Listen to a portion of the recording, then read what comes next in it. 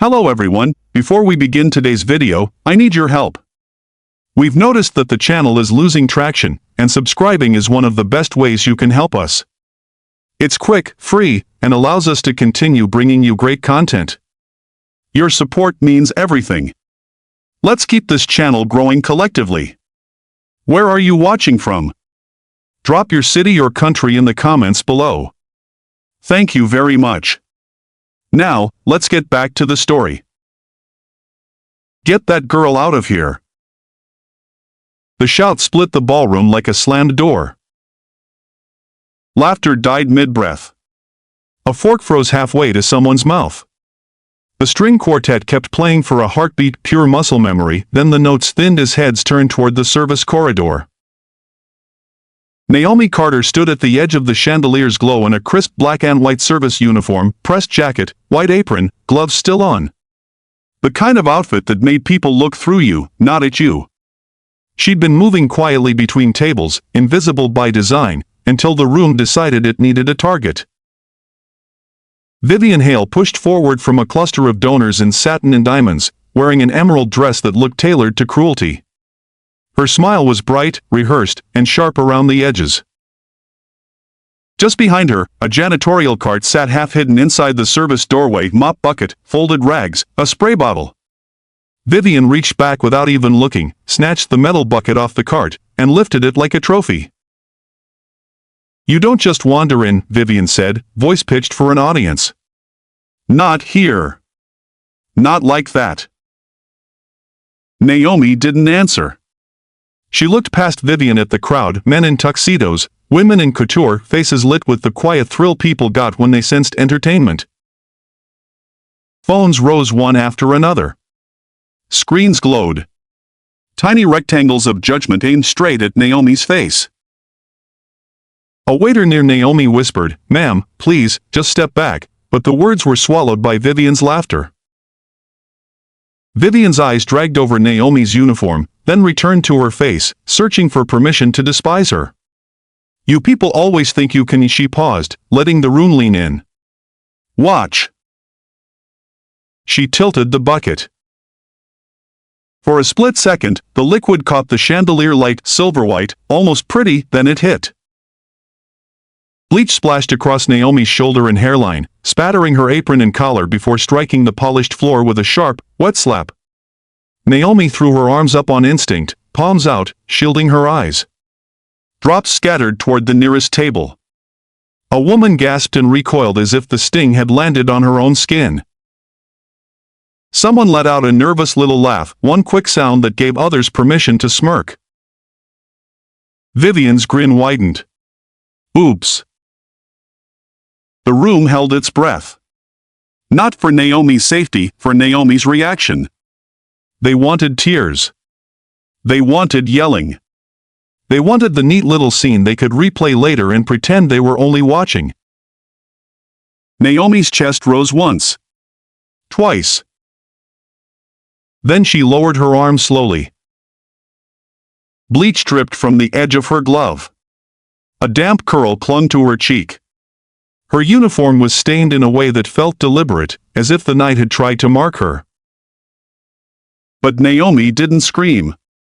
She didn't cry. She didn't apologize for existing. She simply looked up. And something in her gaze shifted, quiet, steady, unembarrassed. The kind of calm that made a room feel suddenly smaller.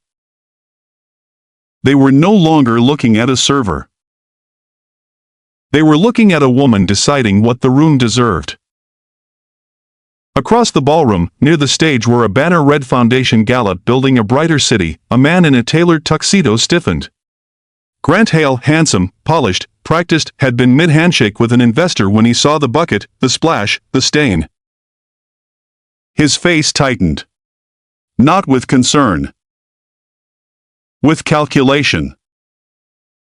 He started toward them quickly. Not running. Men like him never ran. A security guard stepped in, already reaching for Naomi's elbow as if she were the problem that needed removing. Naomi's eyes flicked to the guard's hand, then back to his face.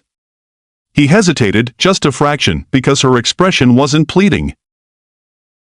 It was assessing. Before we continue, where are you watching from? Drop your city or country in the comments below. And if you believe in dignity and justice, hit like and subscribe. These stories spark change. And we're glad you're here. Now, back to Naomi Carter. Grant arrived within arm's length. Naomi, he said under his breath, smooth and tight, like a warning wrapped in velvet. Don't make a scene. Vivian turned to him with perfect innocence. I was protecting the event, she said sweetly. We can't have staff getting bold. Naomi stared at Grant, really stared, watching the way he didn't ask if she was hurt, didn't reach for her, didn't even glance at the chemical soaking into her collar. His eyes kept darting to the donors. The phones. The stage. The optics. Naomi's right hand moved slowly toward the hidden pocket beneath her apron. Not for a weapon. For her phone. Her thumb hovered over a single contact, steady, certain, as if she'd been waiting for the moment the mask finally slipped. The guard's grip tightened, ready to drag her away. Naomi's screen lit up in her palm. And the room, still recording, still smiling, had no idea it was seconds away from learning exactly who they'd just poured bleach on. Naomi's thumb hovered over the glowing contact name on her phone while the ballroom pressed in around her, perfume, champagne, soft music, trying to pretend nothing ugly had just happened. The security guard's hand stayed at her elbow. Not violent yet. Just firm enough to tell her the rules here were written on skin and fabric, not paper.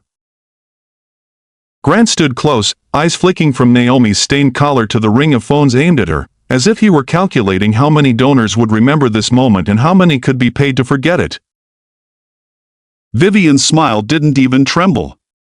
She held the empty bucket at her side like proof she could do anything in public and still be applauded in private.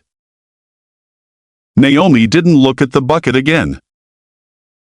Her gaze went somewhere farther back, past the chandeliers, past the stage, past the glittering banner about building a brighter city, to the exact chain of decisions that had put her in this uniform tonight.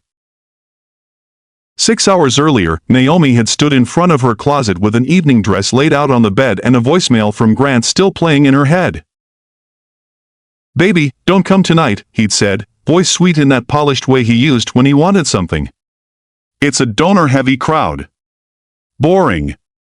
I'll call you after. He didn't say I want you there. He said I want you gone. Naomi had replayed it twice, then opened the email confirmation she'd received from the gala weeks ago, an RSVP she hadn't filled out herself, sent from Grant's assistant. Her name was typed at the bottom like a formality. She drove anyway. Not because she wanted a fight. Because the last month had been full of small wrong notes that didn't match the song Grant kept singing. A bank letter addressed to her, stamped urgent, that Grant claimed was junk mail.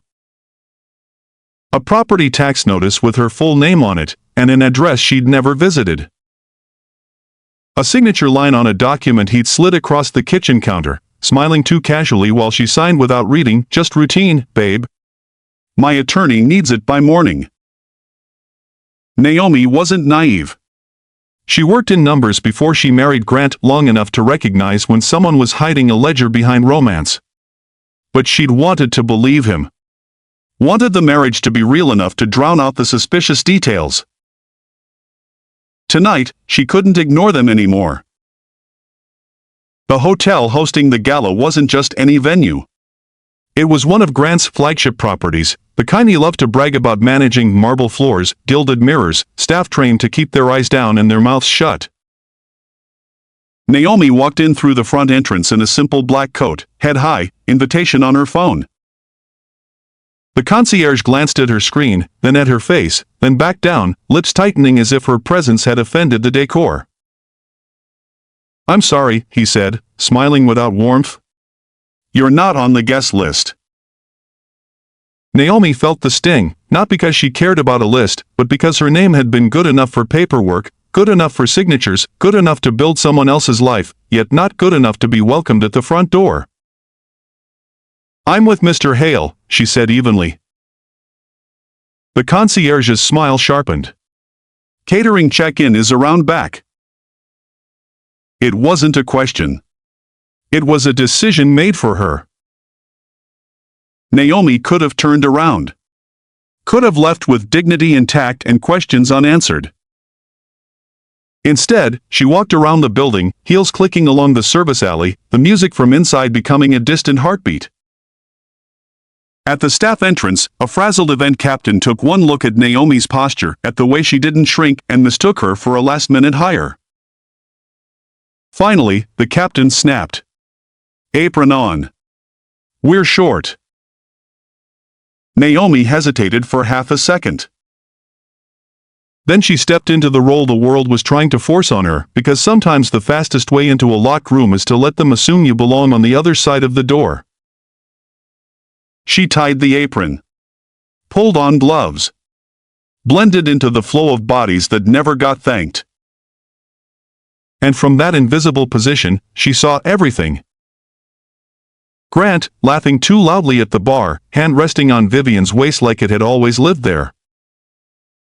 Vivian wearing a diamond that looked painfully familiar, because Naomi had once watched Grant slide a ring onto her own finger with that same practiced tenderness.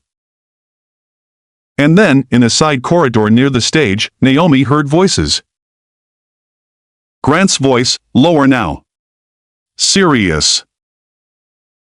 Once she signs the consent," he said, "we finalize the restructuring. The holdings move cleanly. No more complications." Another man replied, older, cautious. "Does she understand what she's signing?" Grant chuckled, the sound thin as paper. "She trusts me." Naomi stood in the shadow of a linen closet, tray in her hands, heart steady in her chest for the first time all night, not because she was calm, but because her instincts had finally been proven right. He didn't want her at the gala because he didn't want her hearing the truth. And then Vivian appeared, blocking Naomi's path like the final insult was scheduled. Which brought Naomi back to the present, bleach on her skin, a guard gripping her arm, her husband telling her not to make a scene, and a room full of strangers recording her humiliation like it was entertainment. Naomi looked down at her phone again. The contact name was simple. Not a friend. Not family. Just Delgado. Her thumb pressed call. The screen pulsed as it rang once, twice, while Grant leaned in closer, voice tightening. "Naomi," he warned, "don't do this." Naomi didn't look at him. She listened to the ringing, and the sound felt like a door unlocking somewhere far above their heads. The call connected on the third ring. "Miss Carter," a man's voice said, low, precise, like he'd been expecting her breath before he heard it. "This is Delgado." Naomi didn't answer right away. The guard's grip tightened as if the sound of someone picking up had made Naomi more dangerous. Grant leaned closer, teeth barely moving. "Hang up," he whispered. "Now." Naomi lifted her eyes to Grant's face, taking in the neatness of him, the tuxedo, the calm, the way his concern was aimed at the room, not at her skin. "Stay on," Naomi said into the phone. The ballroom began to murmur as security moved. The crowd shifted, hungry for an exit or a better angle. Vivian stepped aside with theatrical grace, as if she were allowing order to be restored. "Take her out the back," Vivian called, voice dripping sweetness. "Quietly." The guard pulled Naomi toward the service corridor. Her shoes slid once on the wet floor, the bleach slick beneath her. She steadied herself without looking down. Dignity was a muscle, and she'd trained it in rooms exactly like this. Behind them, Vivian sighed loudly. "It's always something with staff," she said to the nearest donor, laughing as if this were a small inconvenience in a perfect evening. Naomi's shoulder burned in slow waves. The chemical smell clung to her hair like a warning. She could feel eyes drilling into her back, phone still recording until the wall swallowed the view. The service corridor was colder. Fluorescent lights replaced chandeliers. The glamour ended the moment the door closed, like a magic trick done in reverse. A woman in a headset, event manager, lips pinched, clipboard held like a weapon, blocked the hallway. "What happened?" she snapped, already annoyed by the paperwork her night had just gained. "She assaulted me," Naomi said, voice even. The manager didn't flinch at the word assaulted. She flinched at the word me, at the implication that Naomi was allowed to name reality. "We don't use language like that," the manager said quickly. "This is a high-profile charity event." Delgado's voice was still in Naomi's ear. "Miss Carter," he said calmly, "tell me where you are." "In the service corridor," Naomi replied. "They're escorting me out." The manager's eyes cut to the phone. No calls in staff areas. Grant appeared behind them like the final stamp of authority, breath controlled, face composed. Vivian followed 2 steps back, arms folded, enjoying the view. Grant spoke to the manager as if Naomi weren't there. "We'll handle it. Just get her out before this grows." Naomi turned slightly, enough to meet Grant's eyes. "You watched her do it." Grant's jaw worked once. "Naomi, please, don't turn this into." "Into what?" Naomi asked softly. "A scene? Or a record?" Vivian scoffed. "Oh, spare us. If you hadn't been lurking where you don't belong." Naomi's eyes stayed on Grant. "So that's it," she said. "That's what you're choosing?" Grant lowered his voice, stepping closer, turning his body so the manager and guard couldn't read his lips. "You're not on the guest list," he said. "You weren't supposed to be here. Do you understand what you're doing?" Naomi's phone speaker carried Delgado's answer like a blade wrapped in velvet. "Miss Carter," he said, "do not sign anything tonight. Do you hear me?" Grant froze for half a beat.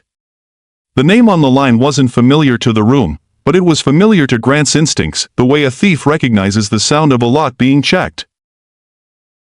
The event manager shoved a form at Naomi. "Here. Incident report. Liability waiver. Standard. You sign, you leave, it's done." Naomi looked at the page. The words were clean. Legal. Innocent on the surface. But the signature line at the bottom felt like a trapdoor. Grant's hand hovered near the pen, too eager to be helpful. "Just sign," he murmured. "Then we'll talk at home." Vivian leaned against the wall, satisfied. "And someone get her out of that uniform," she said. "It's dripping on the floor." Naomi didn't touch the pen. She held the phone tighter, eyes narrowing with a focus so sharp it made the guard loosen his grip without realizing it. Delgado spoke again, slower now, each word deliberate.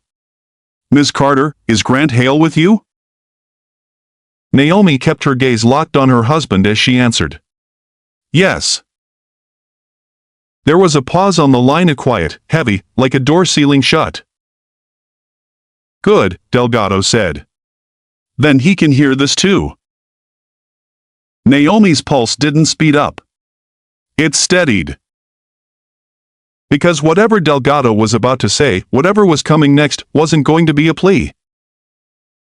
It was going to be a correction. Delgado's voice came through the phone with a calm that didn't ask permission. "This call is being documented," he said. "Miss Carter, do not sign that paper. Not a single stroke." Grant's face tightened. The event manager blinked, annoyed, trying to regain control of the hallway with sheer attitude. "It's a standard waiver," she insisted, tapping the clipboard. "We can't have." Delgado cut in, his tone sharpening by half a degree. "Ma'am, you can have whatever forms you'd like. But you will not coerce my client into signing away rights while she is actively being escorted out after a chemical assault. The word assault landed differently this time, less like drama, more like a label that stuck. Naomi kept her eyes on Grant. Client, she repeated softly, like she was tasting the word. Grant leaned in, voice low. Who is that? Delgado answered as if Grant had spoken directly into the receiver. Mr. Hale, you know exactly who I am. Manuel Delgado. Counsel for the Carter Trust. Grant's throat moved. A tiny swallow. Quick, involuntary. Vivian's smile flickered for the first time. Carter, what?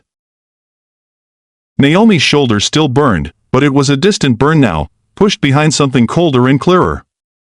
Delgado, she said, tell me what's going on.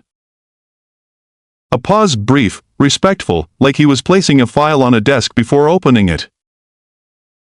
Miss Carter, he said, you are the sole beneficiary of the Carter Family Trust. You have been since your father's passing. The trust controls the portfolio currently under Hale Asset Management's administration. The hallway seemed to narrow. The fluorescent light suddenly felt too bright. Naomi stared at Grant, not with confusion, because the puzzle pieces were already in her hands, but with the final click of confirmation. Grant's lips parted. He tried to laugh, tried to soften it. That's not how it works. Delgado didn't raise his voice. He didn't need to. It is exactly how it works, he said. Your name is not on title as an owner, Mr. Hale. Your firm is a manager. A paid administrator. Nothing more. The event manager took one step back, as if the air had changed pressure. Vivian's chin lifted, trying to reclaim dominance. This is ridiculous, she snapped. She's staff. Naomi turned her head slowly toward Vivian. There was bleach on her collar. Damp curls against her cheek. But her eyes were clean, steady and sharp. Delgado continued, the document being presented to Ms. Carter tonight, if it is what we suspect, would authorize restructuring that moves beneficial control away from the trust. It would be irreversible without litigation. Grant's face went pale under the corridor lights. Naomi's voice stayed even. So that's why I wasn't supposed to be here. Grant's jaw clenched. Naomi, listen. No, Naomi said, quiet as a door locking. You listen. She put the phone closer to her mouth. Delgado. What do I do right now? Delgado answered immediately, as if he'd already mapped every step. First, you refuse to sign anything. Second, you request police on scene for the assault. Chemical exposure is not a spill. Third, you tell the hotel's general manager you are invoking owner authority and you want security footage preserved, not edited, not lost. The guard's grip finally loosened, his hand dropping away like it had suddenly become dangerous to touch her. The event manager stammered, owner authority? This is a fundraiser. Delgado's voice turned to steel. Ma'am. The venue you're standing in is part of the portfolio. Do you understand what I'm saying? Silence. Grant's eyes darted toward the ballroom doors, as if he could still outrun the truth by getting back to the stage. His fingers twitched near the pen, then pulled away like it was hot. Naomi inhaled once, slow and controlled, and the air filled her lungs differently now. Not as a guest. Not as staff. As the person whose name sat at the top of the paperwork everyone else had been feeding on. Delgado lowered his voice for her. Miss Carter, I'm dispatching 2 attorneys to your location. The bank's compliance officer is on the line with my office as we speak. If Mr. Hale attempts to proceed with any transfers tonight, we will file for emergency injunctive relief before the ink dries. Naomi looked at the closed ballroom doors. On the other side, the chandeliers still shone. The donors still sipped. The phone still waited for the next moment to consume. She wiped a drip of bleach from her glove with her thumb, then let her hand fall. "Send them," Naomi said. "And Delgado?" "Yes, Ms. Carter." Her eyes lifted, calm, unshaking. "I'm not leaving through the back."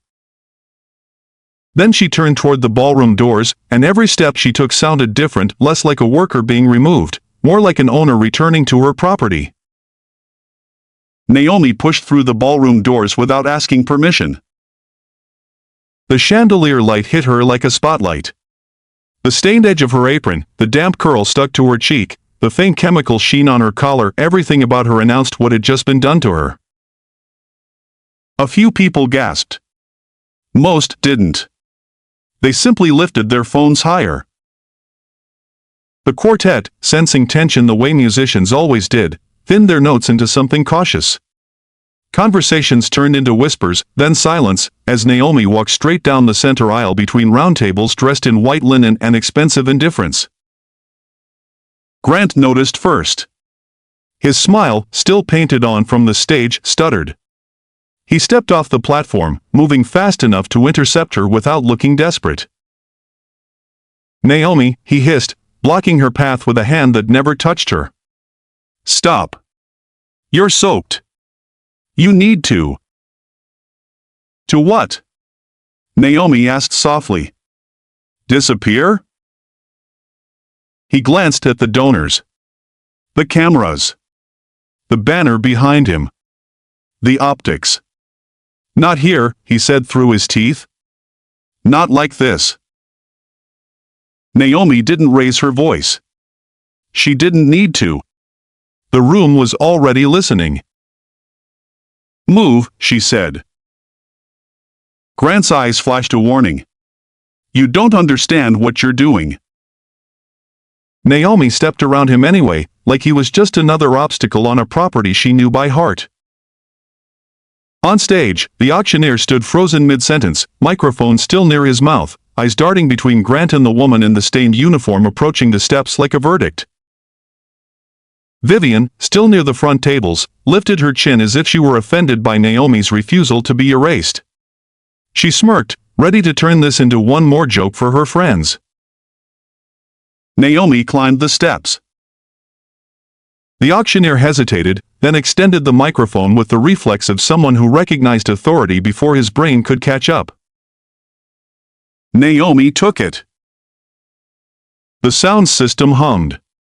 Feedback squealed once, an ugly little scream, then settled as she adjusted her grip.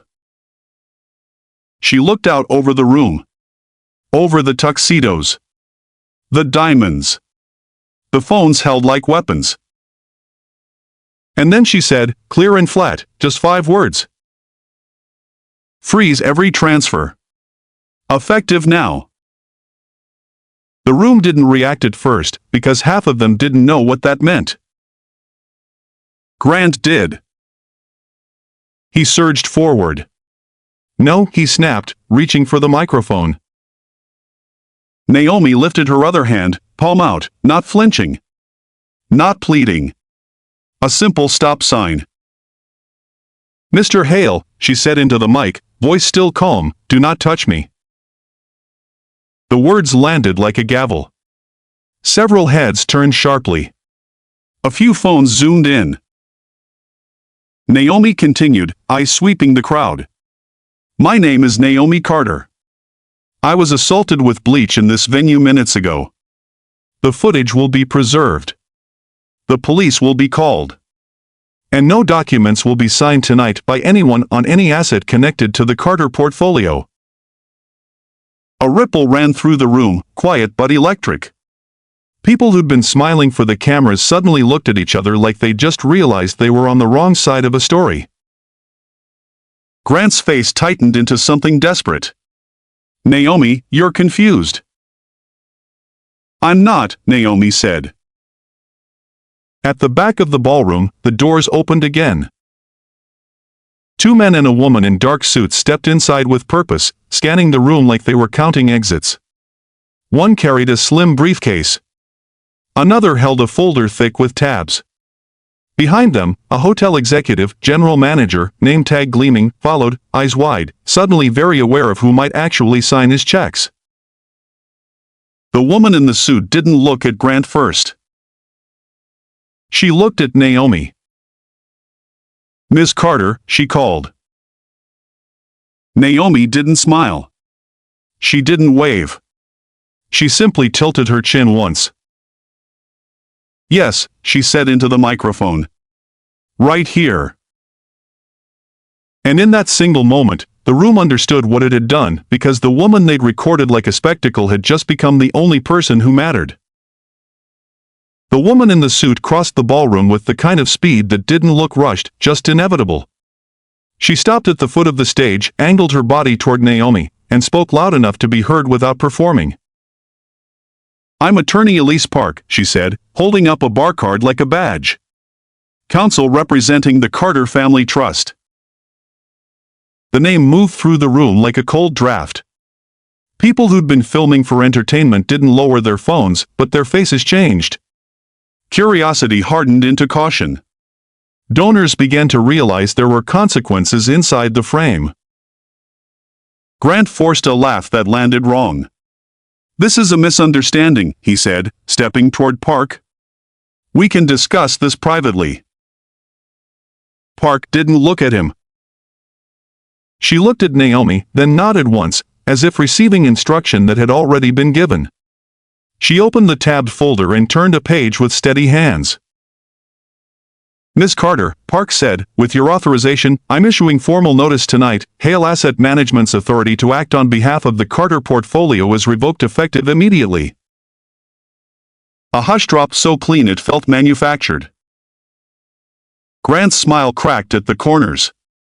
"You can't do that in the middle of—" "Yes," Park cut in, calm as glass. "We can. The trust agreement provides for immediate termination for cause. Tonight's incident, combined with the pending transfer documents, constitutes cause." At the same time, the second man in a suit, older, with a bank lanyard tucked under his jacket, stepped forward. "I'm Daniel Reyes, compliance," he said, voice clipped. "Any transfers initiated by Hale Asset Management involving Carter-controlled entities are now flagged and held for review. No exceptions." Grant's pupils tightened. His eyes jumped to the donors, the stage, the cameras, like he was searching for a single person powerful enough to overwrite what was happening. Vivian tried to laugh it off, a sharp little sound that sounded too loud in the silence. "This is insane," she said. She was wearing an apron. Naomi lifted the microphone slightly, not to shout, just to be unmistakable. "That apron was your excuse," she said. "Not your evidence." Vivian's cheeks flushed. "I was protecting the event." "You poured bleach on a human being," Naomi replied, voice steady, almost quiet. "You weren't protecting anything. You were performing." A few people shifted uncomfortably. Someone at the front table set their champagne down like it suddenly tasted wrong. Behind Park, the hotel general manager stepped forward, face pale, hands clasped too tightly. He cleared his throat. "Miss Carter," he began, on behalf of the hotel. "Preserve all footage," Naomi said, cutting him off without raising her voice. "Every camera. Every angle. From the front entrance to the service corridor to this ballroom. No gaps. No technical issues." The general manager nodded quickly. "Yes. Yes, ma'am." Grant snapped, the veneer slipping. "Naomi, this is sabotage. You're humiliating me." Naomi turned her head slightly, eyes on him at last. The room held its breath again, this time not for spectacle, but for impact. "You humiliated your own bottom line," she said. Grant's mouth opened, and nothing came out. Park stepped up one stair, projecting now with clean authority. "Security," she called. Please remove Mr. Hale from any access to offices, documents, or staff coordination areas. He is no longer an authorized representative of the Carter portfolio. Any attempt to interfere will be treated accordingly. Two security guards, different from the one who'd grabbed Naomi, hesitated only a second before moving toward Grant. They weren't brave. They were obedient to whoever signed the checks. Grant backed up a step. "Don't touch me," he warned, but the words sounded thin in a room that had already shifted allegiance. Vivian's eyes darted toward the exit. She tried to slide around her table, purse clutched tight. Her friends didn't move with her. They stayed seated, suddenly careful not to be associated. Naomi watched Vivian's retreat with the same calm she'd worn through the bleach. "Stop," Naomi said. Vivian froze, halfway turned. "You wanted everyone to see me," Naomi continued, voice carrying through the microphones and the phones and the sudden shame. "So you're going to stand right there while they see you." Park glanced toward the back of the room. As if on cue, two police officers entered the ballroom with the general manager's assistant. Their faces were professional, unreadable. One officer's gaze landed on Naomi's stained collar and damp hair, then shifted to the empty metal bucket someone had abandoned near the service doorway like a forgotten weapon. The officer spoke calmly. "Ma'am," he said to Naomi, "are you the one requesting police assistance?" Naomi met his eyes. "Yes," she said. "And I'd like to file a report." Grant's shoulders sagged, just slightly, as if the air had finally left him. Vivian swallowed hard, her confident smile now a tight line. And the room, still recording, still watching, finally understood the truth. This wasn't a scene anymore. It was an account being settled. The officers didn't rush. They didn't need to.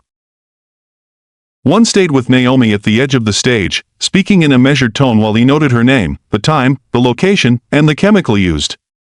The other officer stepped down into the aisle and angled his body toward Vivian with the kind of calm that left no room for theatrics. "Ma'am," he said, "I need you to come with me."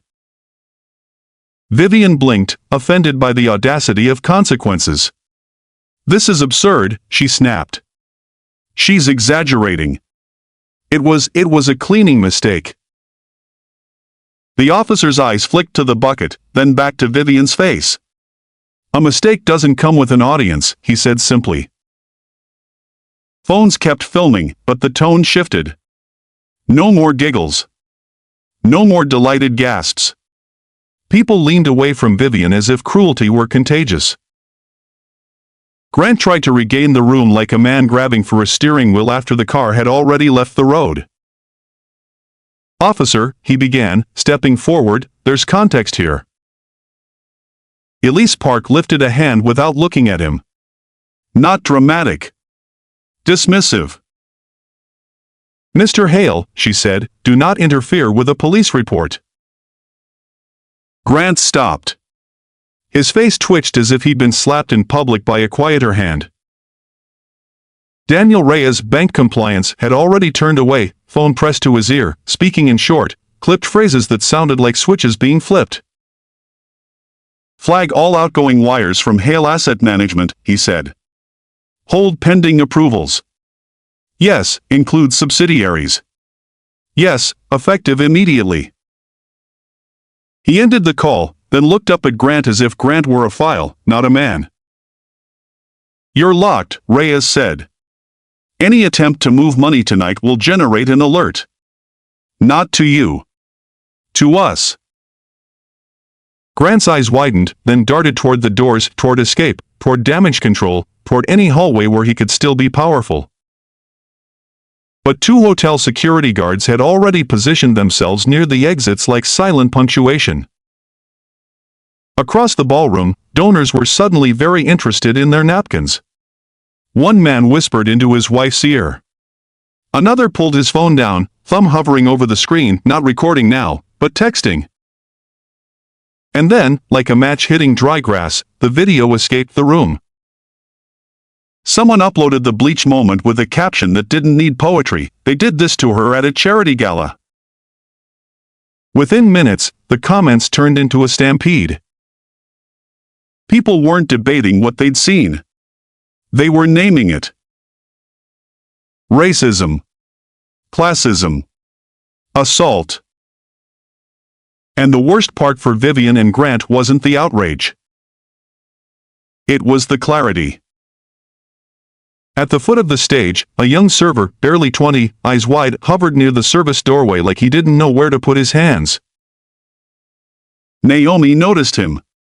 He was trembling, not from fear of police, but from fear of becoming the next target. He swallowed hard and stepped forward. I saw it, he whispered to the officer. Before the Bleach. I heard them. They were talking about papers. About getting her to sign. Grant snapped his head toward the kid. Don't, he warned, voice sharp. The kid flinched. Naomi didn't.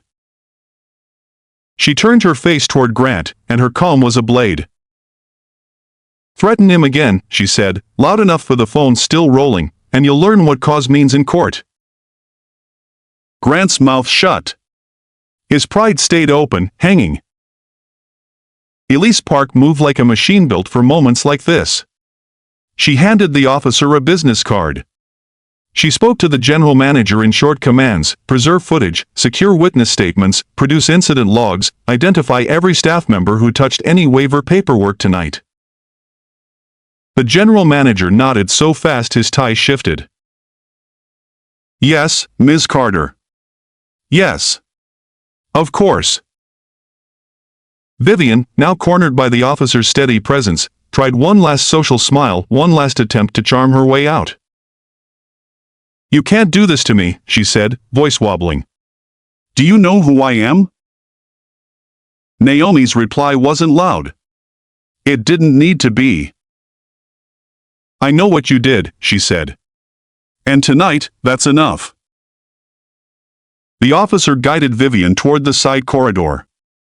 The room parted for her the way it parts for an ambulance, quietly, urgently, embarrassed to be associated with the damage. Grant stood alone in the center aisle, surrounded by people who used to laugh with him. Now they avoided his eyes like he carried bad luck. Naomi watched him for a moment, not with triumph, but with a cold understanding. This wasn't the end. It was the moment the machine finally turned and looked at its operator. And Naomi, still in the stained uniform, still under the chandelier light, knew the next move wouldn't be a scream.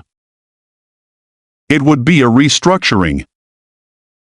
By midnight, the ballroom was emptying the way it had filled it quietly, obediently, only now the elegance felt like a costume that couldn't hide what had happened inside it. Naomi sat in a small conference room off the lobby, shoulders wrapped in a hotel towel while a paramedic rinsed her skin and checked for chemical irritation. The bleach smell still clung to her hair, but the sting had dulled into something manageable, like pain finally given a name. Elise Park laid documents across the table in clean, organized stacks. Daniel Reyes stood by the window, phone in hand, speaking in short bursts to someone on the other end who kept saying, "Yes, understood," like the world had already switched sides. Across from Naomi, the young server who'd spoken up earlier sat rigid in a plastic chair, hands clasped so tight his knuckles were white.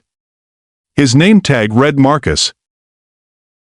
Naomi noticed the way his knee bounced, the way his eyes kept flicking to the door as if Grant might appear and erase him. "You did the right thing," Naomi said.